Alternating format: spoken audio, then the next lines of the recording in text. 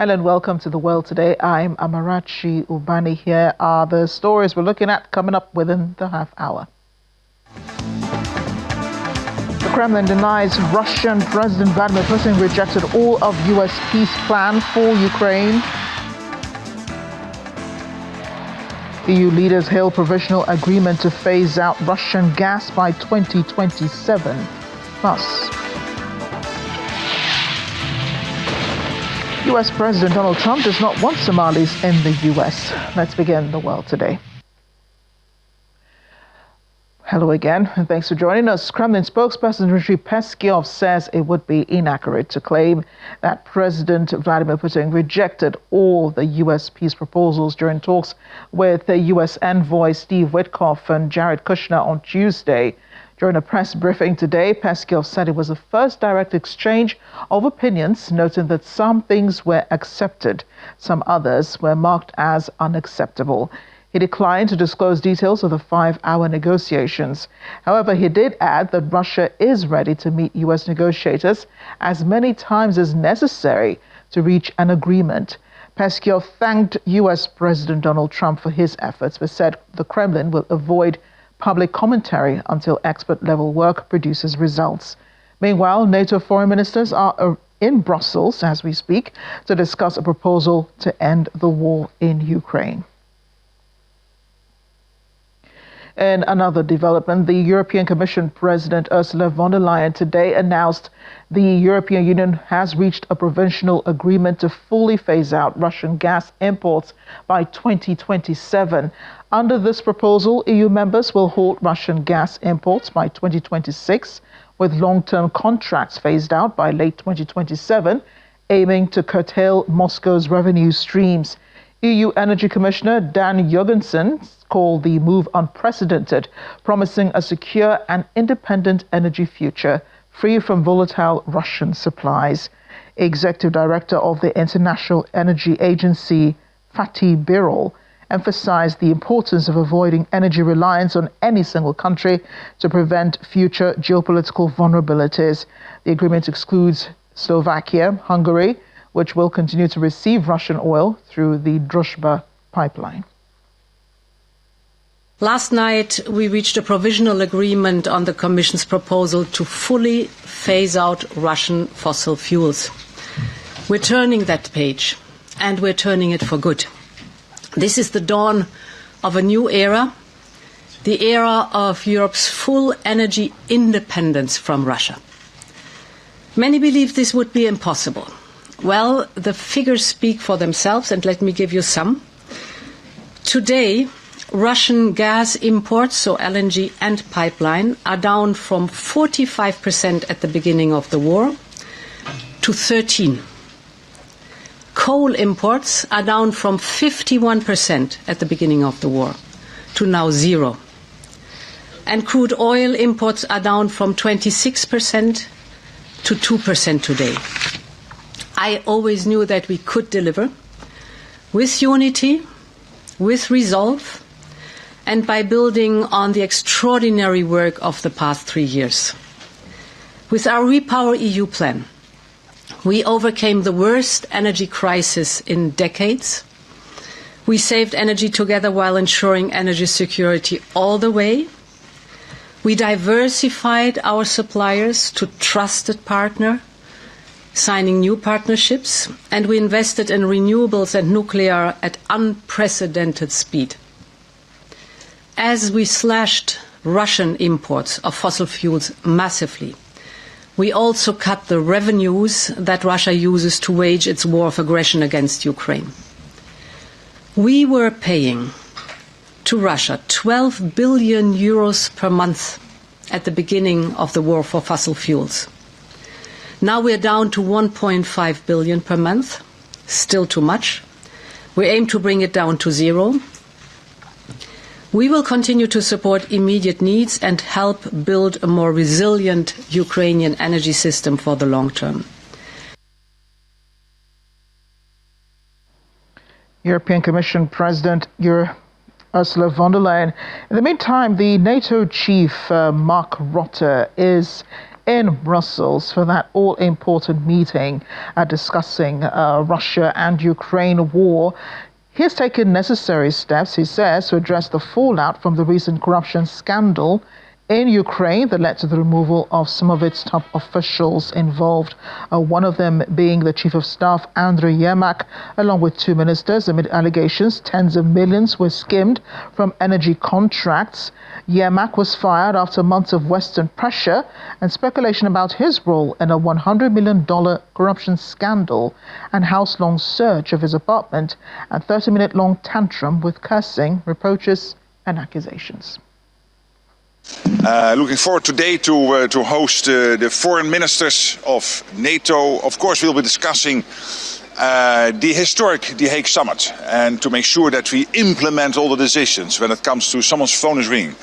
And so to discuss the implementation of that summit, particularly when it comes to defense spending, ramping up to 5% on a credible path. Defense industrial production, we have to do much more. We are doing better, but still a lot to be done. And of course, keeping Ukraine as strong as possible in the fight today, but also to be in the strongest possible position when peace talks really start to happen in a way where this could lead to a result. And then we will also have the NATO-Ukraine Council later today, the lunch, with Andriy Sybiha, the Foreign Minister, and Kaja Kallas, the EU High Representative there, discussing, again, Ukraine. How do we make sure that Ukraine stays as strong as possible? The peace talks are ongoing. That's good. But at the same time, we have to make sure that whilst they take place, and we are not sure when they will end, that Ukraine is in the strongest possible position to keep the fight going, to fight back against the Russians, but also in the strongest possible position when peace talks really get to a point where they sit at the table. Again, the process is taking place. We had successful meetings in Geneva and in Miami between the American and Ukrainian teams. Last night there was the meeting in Moscow. Again, I'm not going to comment on every step on the way. It's important that the peace process is there. Hopefully it will lead to results. And if it takes too long or it is not leading to results, the best way to put pressure on the Russians is by doing two things. One is making sure that the Russians understand that the weapon flow into Ukraine will keep on going. That's exactly what's happening today. Thanks to the US, thanks to the Europeans, US sending its crucial gear to Ukraine, paid for by Canada and European allies, but also Europe and Canada doing a lot bilaterally. And secondly, making sure that the economic sanctions bite, that they are effective. That's also exactly what is happening. The US and Europe working in conjunction to have the maximum impact through sanctions on the Russian economy. That's the best way to change Putin's calculus. And in the meantime, of course, we hope that this will end sooner than later, because as the President of the United States has said, the meat grinder has got to stop. And I agree fully with him. Well, those NATO meetings are underway. The DW's Lars Holter joins us now from Berlin with more that we could expect from this meeting. Lars, great to see you. What is the story here?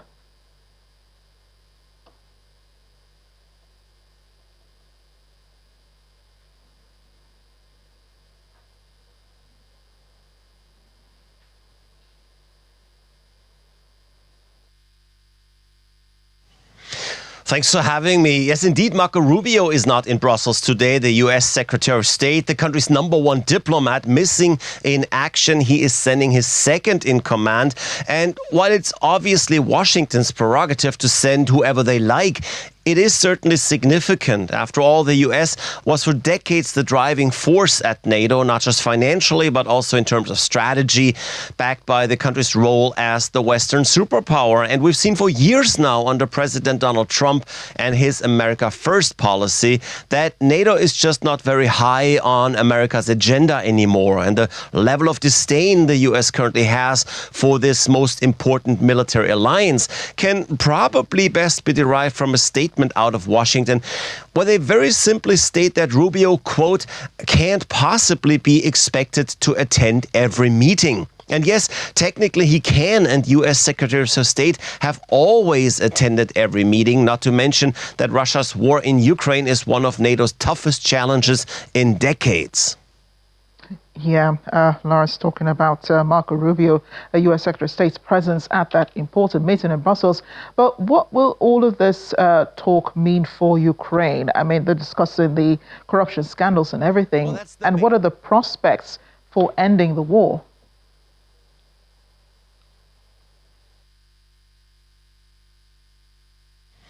Well, that's the main question, of course. Ukraine depends on financial and military help from NATO, including very much the United States. And Ukraine has experienced, like no other country, how President Trump's mood swings can affect policy or, in this case for Ukraine, sheer survival.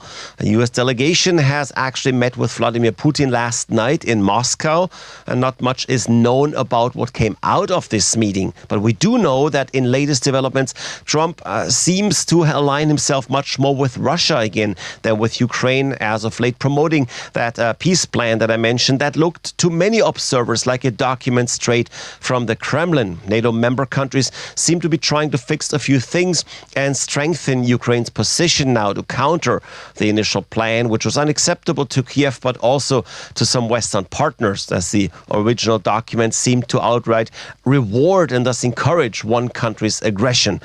But while NATO partners are now discussing military help and the possible conditions of an end to the war and territorial questions as well, Ukraine likely knows, as do the other NATO members, that any commitment by the US is weak and unreliable.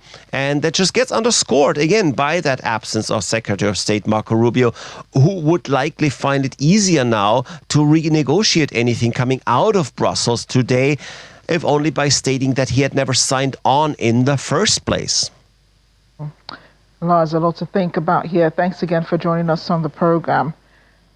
And speaking of the U.S. President Donald Trump, he does not want Somali immigrants in the United States. He told reporters they should go back to where they came from and their country is no good for a reason. President Trump said this at the end of an hours-long televised cabinet meeting on Tuesday. In his words, "I don't want them in our country, I'll be honest with you." His comments come as immigration authorities are reported to be planning an enforcement operation in Minnesota's large Somali community. Officials in the state have condemned the plan, arguing it could unfairly sweep up American citizens who may appear to be from the East African nation. Minneapolis and St. Paul, which together are known as Twin Cities, are home to one of the largest Somali communities in the world and the largest in the United States.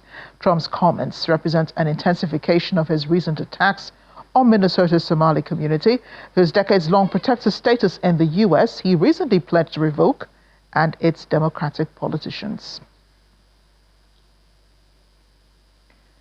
Here's where we take a break on The World Today. Still ahead.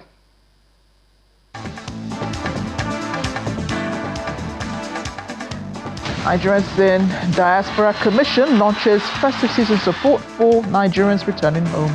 Stay with us.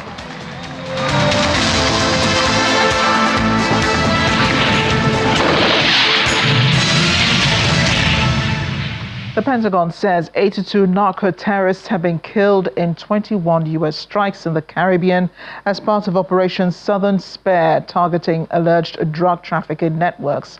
Pentagon Press Secretary Kingsley Wilson says each strike protects U.S. national interests and saves American lives, reiterating that the Department of War is just beginning these target group operations.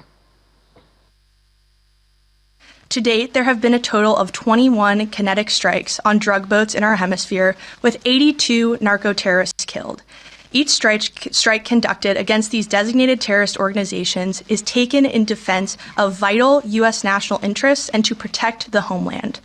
Our operations in the Southcom region are lawful under both U.S. and international law, with all actions in compliance with the law of armed conflict. These actions have also been approved by the best military and civilian lawyers up and down the chain of command. A completely fake story in the Washington Post, now discredited by the New York Times, tried to mischaracterize these successful strikes in bad faith. It was an attempt to damage the secretary and the president, and the people saw through it. The phony Washington Post story even attributed statements to the secretary that were totally fabricated. He never said them. This department will defend our homeland. This is not a catchphrase. It is a commitment. And as the secretary said, when it comes to killing narco-terrorists, we have only just begun. So the department has a contingency plan for everything. We are a planning organization. If anything were to happen around the world, we have a response planned and ready. So we stand at the president's beck and call, our commander-in-chief, to do what is needed if called upon. And that will be what this department continues to focus on and continues to prepare for in regards to our ongoing operations. French President Emmanuel Macron is in Beijing for a state visit on the invitation of President Xi Jinping. It is President Macron's fourth state visit to China and a reciprocal visit following President Xi's historic trip to France last year to mark 60 years of diplomatic relations. Both leaders will be holding talks on China-France relations, exchanging views on international and regional issues and seeking to strengthen strategic communication and multilateral cooperation.